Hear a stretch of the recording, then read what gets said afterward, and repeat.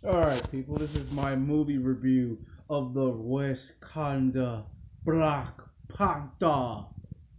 Alright, the movie, hold on, spoiler alert, let me say it again, spoiler alert,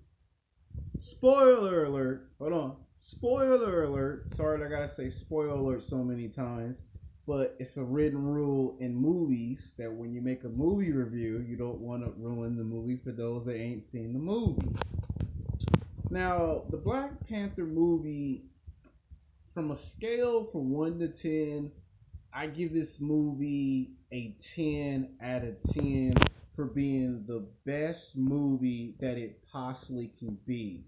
Now, this movie had a lot of stuff in this movie. It had action, it had comedy, it had suspense, it was an action thriller, it was a political roller coaster ride. Anything that you wanted from this movie gave it to you. You wanted good versus evil, you got good versus evil. You wanted man to confront his humanity, and I thought the best part of this movie was that Bold Chasman showed the complete embodiment of the character Chichilla, aka the Black Panther. Now, the beginning of the movie opens up with, the father coming into the house to confront his brother and the spy about trying to release vibranium into the streets. And he found out that his brother was lying to him. He had the bodyguard. And the girl that played from The Walking Dead, the African American actress that played the girl with the samurai sword from the Walking Dead television series, I thought she was just fucking brilliant in this movie. I had never seen a black woman that fucking hardcore ever. I mean, this woman took this movie role as serious as 3 heart attacks. You could tell this woman went to the gym and she brought it. She got in the athletic shape. She looked as every part as the character from the comic books, and from the anime. She really, sorry about that. We got dogs that like to bark. They see I'm making a video. And basically, this movie kicked ass. I mean, this movie was everything for me. I mean, as a comic book fan for years and years, I've always wanted a Black Panther film on the box office on the big screen. Now, when he finds out that his brother is selling these weapons, there's a rebel, there's a struggle. He kills the brother. He leaves the brother's son behind, and the movie just goes back into modern time. We pick up where Captain America Civil War left off, and we see that the son is coming back to Wakanda. He's arguing with his sister, his little sassy sister. She gives him the FU finger, which I thought was hilarious because it's something that your little sister would actually do in real life. So I thought that was pretty funny. The bodyguard, she don't like to. What I like that the director was able to write out stories for all the characters. Usually you get a little concerned when you watch a movie that that characters are not going to get flushed out, that you got all these personalities. How do you direct all this talent in a big budget film like this? And the director was able to figure out at the drop of a hat how to make the movie work with all these characters. The bodyguard, perfect. I mean, her fighting scenes were beautiful. I mean, she wasn't afraid to get physical and get down and dirty. I mean, she basically was saying in a nice way, I can kick ass. I mean, she did a lot of dangerous stunts.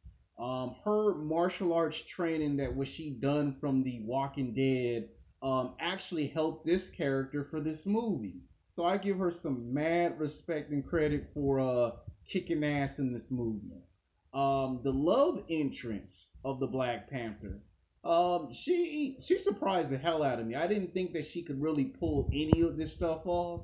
I mean, to be in love with Chichilla and then turn around and be this brutal ass woman spy. I mean, she pulled this off like nobody's business. I mean, it surprised the hell out of me. I'm like, she's small, she a little petite. I don't know. And when we see the movie, I'm like, oh shit, this woman pulled it off. She pulled off the impossible. Um, Now, what I liked about the sassy sister of Cecilia is that she was kind of like, what if Alfred was a black woman? What if Alfred was the one making all his weapons, all his biotech weapons? And basically, they established the relationship that she makes all the weapons and he uses the weapons, and she made three different prototype suits that would be efficient for combat.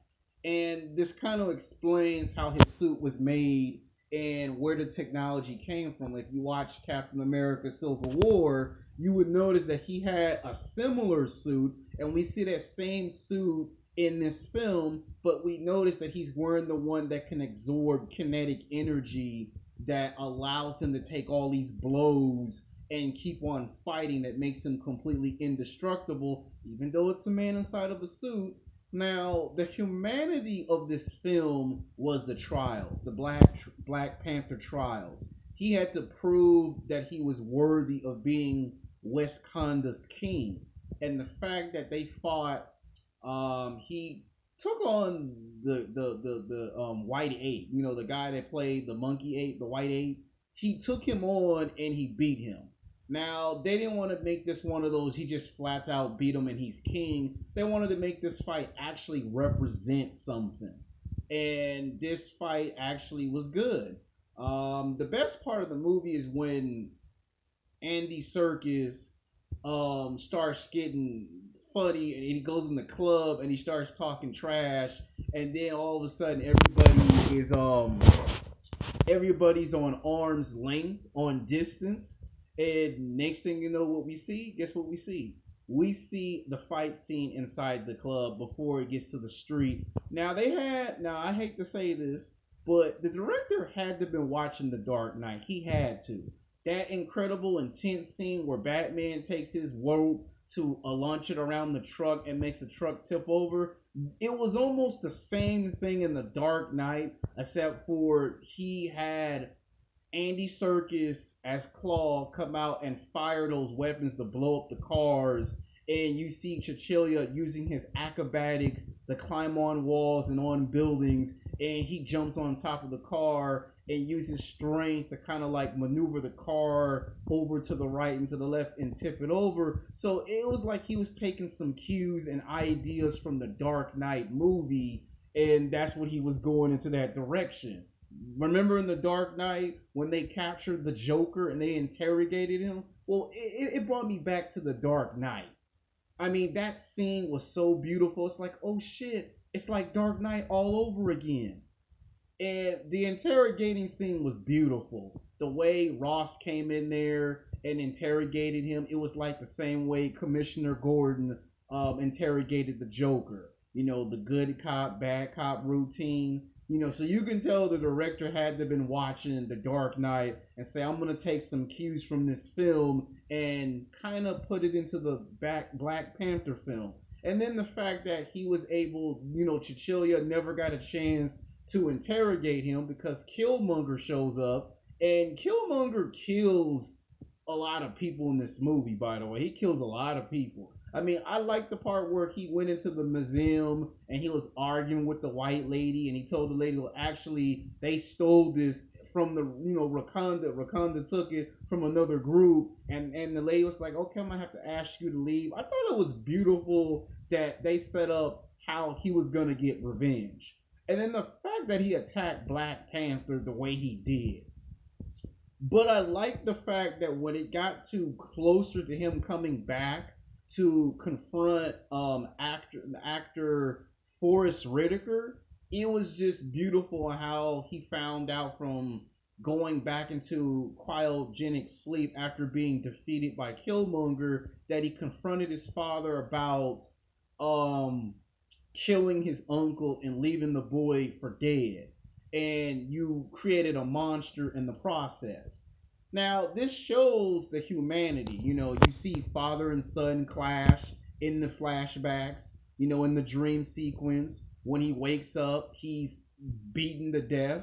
And they go to the monkey tribe, the great ape, the white ape, and they use the herbs to bring him back. And I'm glad they were able to specify what gives Black Panther his abilities. Like, for years, superhero movies by Marvel would always just have the character just have their abilities, but they would never go into how these abilities make this superhero does what he does. And I thought this was a perfect portrayal on how the Black Panther was able to be showcased when it came to using the herbs to enhance his physical attributes, his strength, his speed, his stamina, and then the fact that everyone played a role in this movie.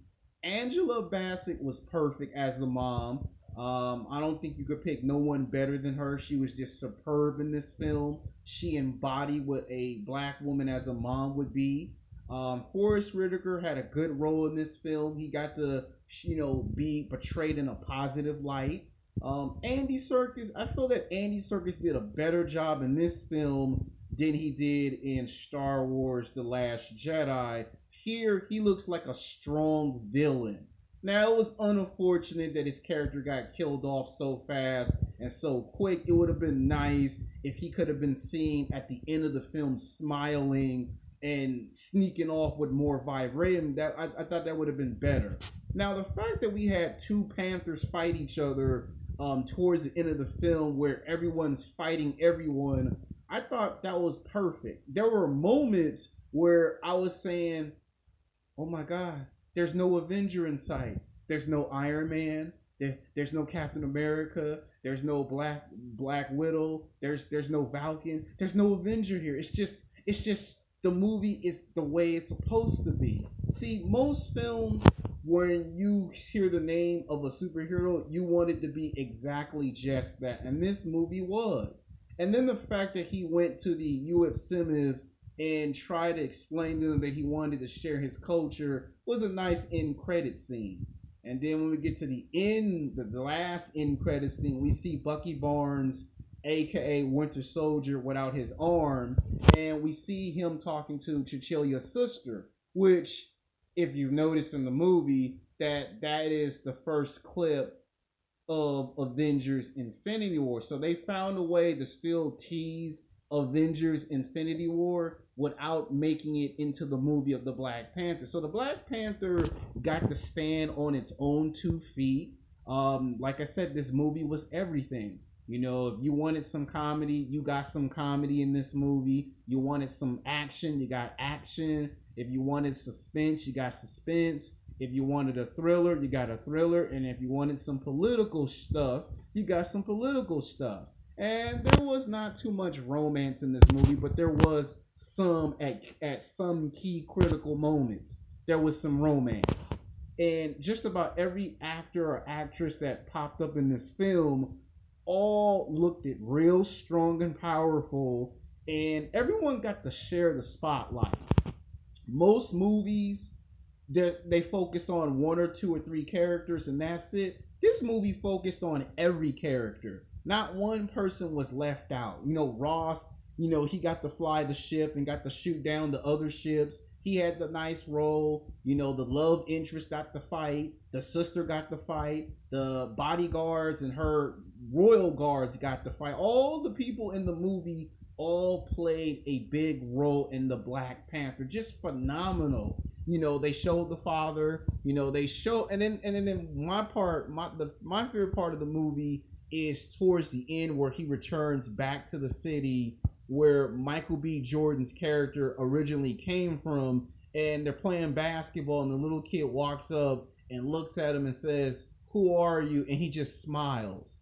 To me, that's like a strong indication that yes, Marvel will come back with a sequel to the Black Panther. And usually when they do this, usually when they make a Black Panther 2 or a Black Panther 3, usually the little kid that says, "Who are you?"